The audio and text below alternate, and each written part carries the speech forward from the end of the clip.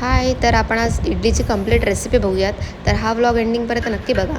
तर मम्मीने सकाळी तांदूळ, उडदाची डाळ, चण्याची डाळ भिजत टाकली होती पूर्ण दिवसभर आणि नंतर मग रात्री ते मस्तपैकी मिक्सरला लावून घ्यायचं. जर तुम्हाला इडली थोडीशी आंबट हवी आहे तर तुमच्याकडे थोडंसं राईस वगैरे उरलेलं असेल तर तेही तुम्ही मिक्सरला लावू शकता आणि ते मिक्सरला लावून व्यवस्थित ते मिक्स करून घ्यायचं. जर तुम्हाला मीठ आत्ता टाकायचं तर तुम्ही आत्ताही टाकू शकता किंवा जेव्हा तुम्ही सकाळी बनवाल तेव्हाही त्याच्यामध्ये मीठ टाकू शकता. तर मग आता आपण बनवूयात चटणी. त्यासाठी मिरची, चण्याची डाळ, शेंगदाणे, खोबरा आणि कोथिंबीर मस्तपैकी मिक्सरला लावायचं आणि नंतर मग त्यासाठी जी फोडणी असते त्यासाठी तेल घ्यायचं, त्याच्यामध्ये कढीपत्ता टाकायचा, हिंग टाकायचा, जिरा टाकायचा आणि व्यवस्थित तडतडून द्यायचं आणि तडतडून झाली की ती जी काय आपली चटणी आहे त्याच्यामध्ये टाकायचं. खूप छान सुगंध येतो आणि खूप छान टेक्स्चरही येतो. तर हे टाकलं. त्याच्यानंतर मग मम्मी बोलली की सांबारही आपण रात्रीचंच बनवूया कारण का सकाळी खूप गडबड होते. तर त्यासाठी भोपळा, परत शेंगा हे कट केलं, त्याच्यामध्ये वांगाही टाकला आणि नंतर मग टमॅटो, कांदा कट करून घ्यायचा आणि नंतर मग मिरची, कढीपत्ता हे घ्यायचं कट करून आणि नंतर मग पातेलं ठेवायचं. त्याच्यामध्ये तुम्हाला जेवढं तेल हवं आहे तेवढं तेल टाकायचं. त्याच्यामध्ये जिरं टाकायचं, राई टाकायची आणि हिंग खूप भरपूर प्रमाणात टाकायचं कारण का त्याला खूप छान सुगंध येतो.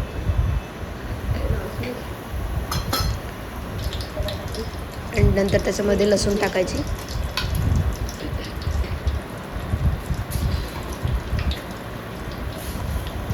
आणि त्याच्यामध्ये थोडासा मेथी दाणा टाकायचा कारण का मेथीच्या दाण्याने खूप छान सुगंध येतो आणि त्याच्यामध्ये कढीपत्ता टाकायचा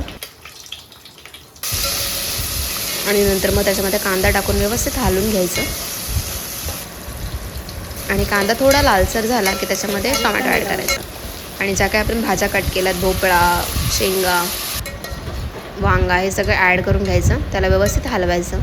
त्याच्यामध्ये मसाले टाकायचे जे तुम्ही रेग्युलरली यूज करता आणि त्याच्यामध्ये टाकायचा सांबार मसाला आणि जी काय आपण डाळ उकडली आहे ती उकडलेली डाळ व्यवस्थित बारीक करायची